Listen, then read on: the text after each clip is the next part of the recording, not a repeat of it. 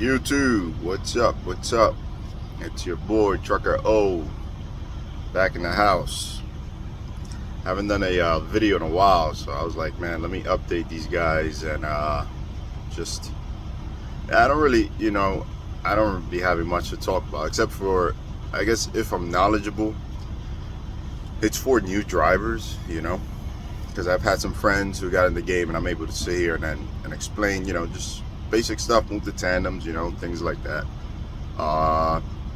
So when I did that video about the sap, it was knowledge. I was able to explain knowledge, at least what I've been through and the processes that I've been through, and it worked for many who've seen the video.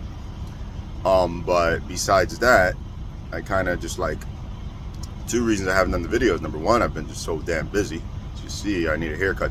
Number two is it's just I feel like I've gave the knowledge I got out, so I'm like, man, every time I got a little time and I'm like, man, let me shoot a video. I just don't know what to talk about. So I'm just hopping on here, man. Sorry I don't be in the comments like that. But I'm glad, this trucker community, people tend to look out for each other more than, people think or speak of. So that's a good thing, because guys stay interacting in the comments. You meet someone else, who's been through what you've been through, or just got a good plug with a job and stuff. So yeah, man, I'm just hopping on here. I've had quite a few people give me a shout, some through email, and that's another one I'm bad at. Same with the comments. But the number for sure, call me any damn time, text me any damn time, man. I'm like, if I'm heavy sleepers, if I don't pick up, if you call me and I'm sleeping, don't even worry about it. I won't even hear it. I won't even hear it, man. Besides that, I just want to come out here, give my number again, and just give me a shout, man. I got a good company who it's flatbed, Conestoga, so you don't got to do the tarping. And I do believe, just giving it to you hands down real, and I got to BS it, I do believe. And he's got brand new trucks. I don't think it's like older than 2020, 2021. And brand new Conestoga trailers. Like, his equipment's good guy. Smaller company, I think anywhere around 20 trucks. Big, I can give it to you straight. It's a 1099 job, which if you know 1099, you know what time it is. It's they both got their pros and cons. As long as you just take out your money for your taxes, you should be fine. But everyone looks at it different. So to how what you believe in and what you want to work with. But 1099, good dude to work for, and I do believe he wants 2 weeks out, at least 2 weeks out. But that is upon negotiation, and you can make like $2,000 or better every week. Eat with a 34-hour reset, runs legit, So yeah, man, let me give you my number one more time. 917-924-0609. And to help you, for all my lazy people, shout out to my lazy people, I'm one of them. Again, so you don't gotta rewind, press pause, rewind, that's a lot of work. 917-924-0609. I answer my texts and my calls, that for sure. The email's not so good at, and the damn comments not so good at. So yeah, just text me first, make it a little easier if you want, and then I'll just call you back as soon as I can. But I'll respond pretty quick. I'm just a regular guy. I don't know, I've seen YouTube channels and stuff. I'm like, man, it's almost like you're talking to someone else, but I'm just regular, man, just putting out information, trying to help guys out, that's it. Yeah, it's a bummer, man. Especially that damn, the guys who's getting caught. You see, I know what the hell I did. I screwed up all the way up. I don't know if I don't know if I've mentioned in my videos, but reality is, I did what the hell I did. I smoked, unfortunately, like a dumbass. And I got caught up. So, but when you think you're clean and you're taking that damn, I'm seeing guys getting caught up in that THC, that, what's the name of that thing? What's the name of that fucking thing? Fuck. It's that damn thing, man, that they use, all the oil stuff.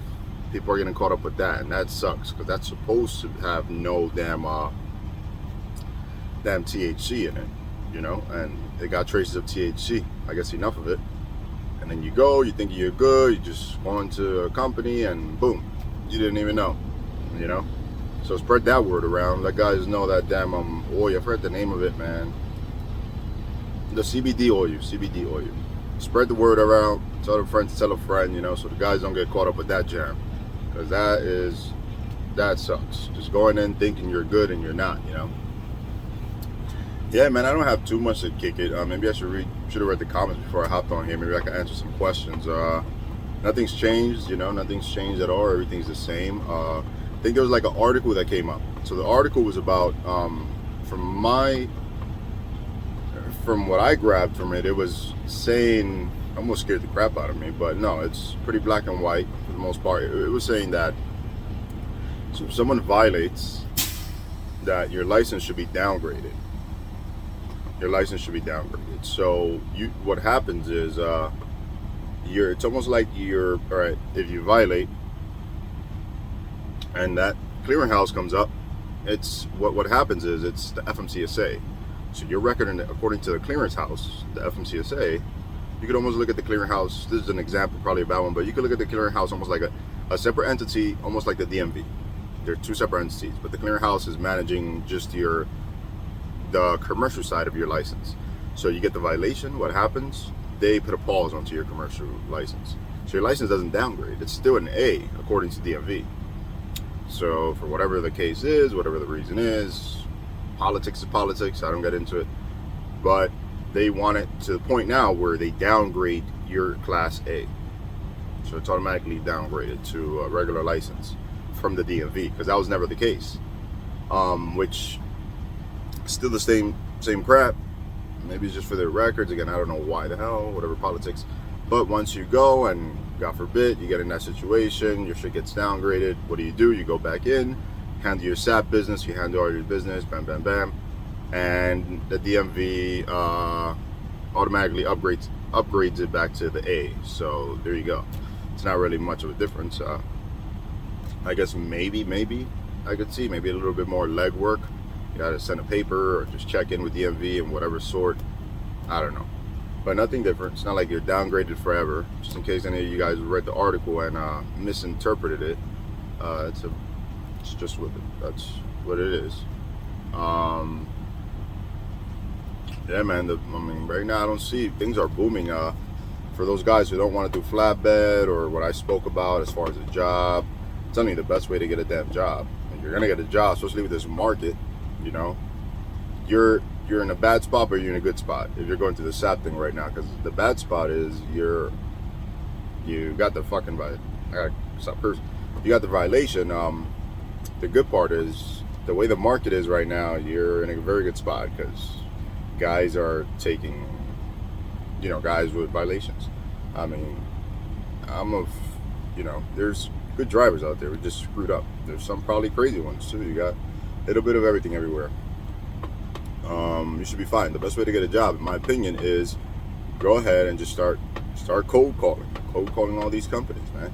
Craigslist, there's a bunch of companies. I know some people don't really trust Craigslist, but man, when it comes to trucking, I would say if you're looking at a scam, something like that, it probably falls into 10% for Craigslist.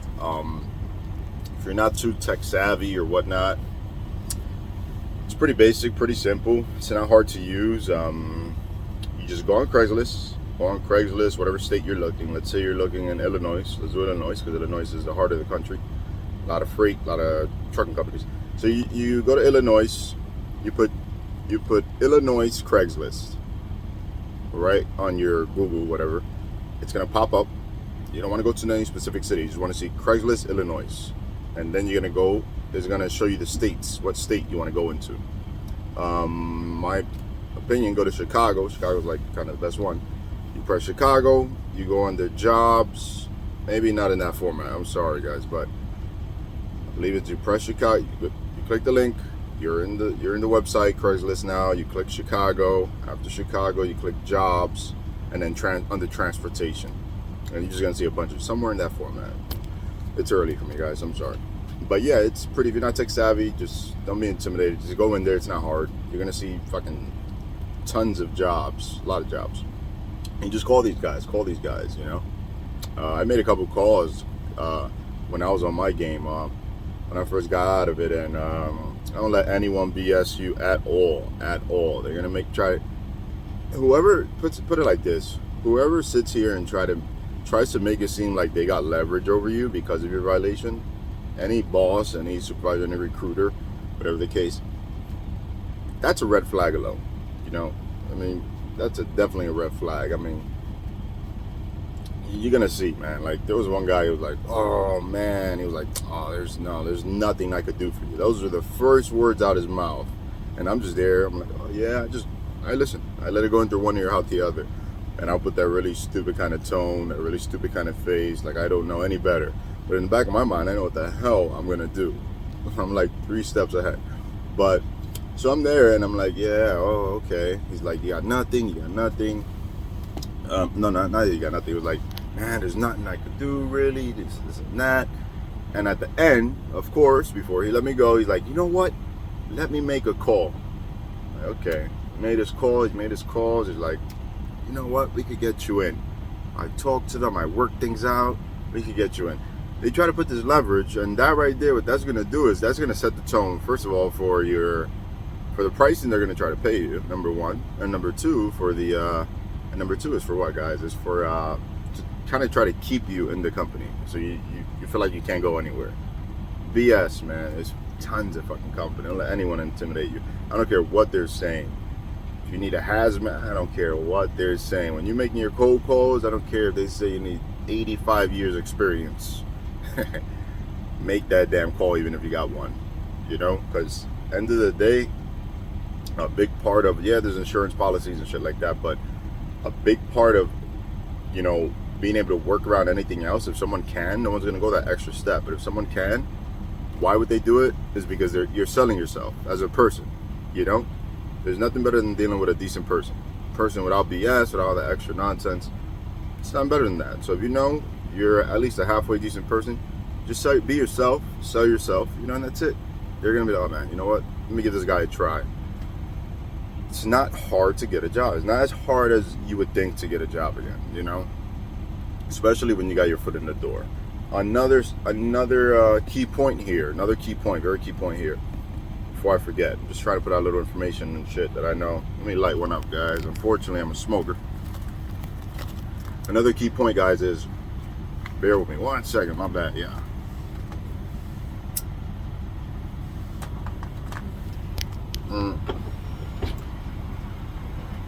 So another key point is, all right, so I've gotten the question, I don't know in what form, but just to answer it is like, they ask me, people think you gotta like retake the test and all this, or go talk to your SAP.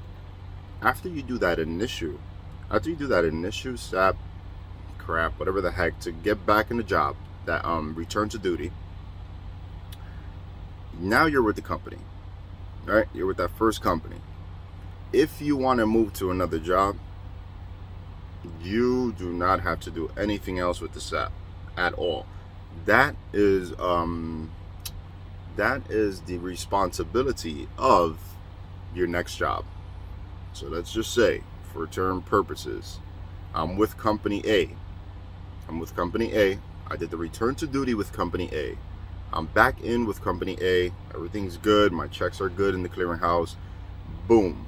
Now I found a better opportunities elsewhere. 6 months down the line, 1 year down the line, a week down the line. I found a better opportunity elsewhere in company B. What happens is nothing. Just tell them, hey, listen, I got the violation, but you know, spoke to them, everything's good. Don't worry, we can take you with the violation. Awesome. Do the regular drug test, everything's regular.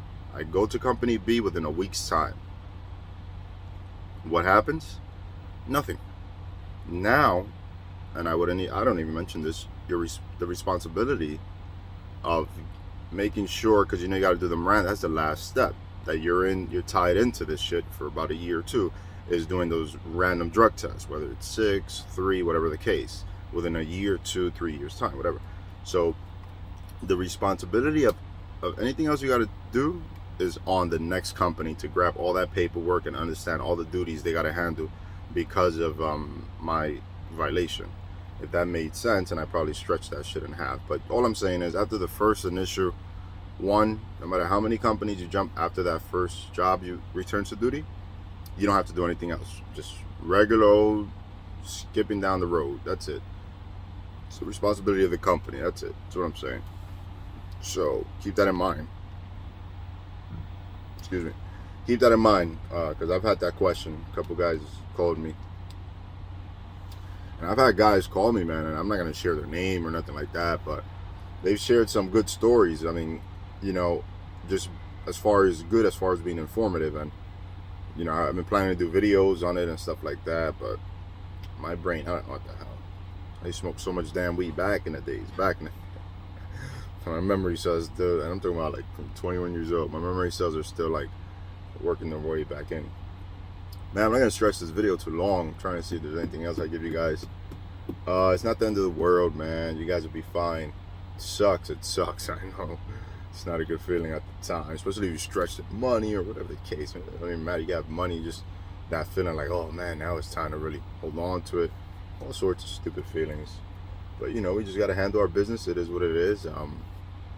I had another question too. Actually, okay, I had an interesting one. Let me share this one with you.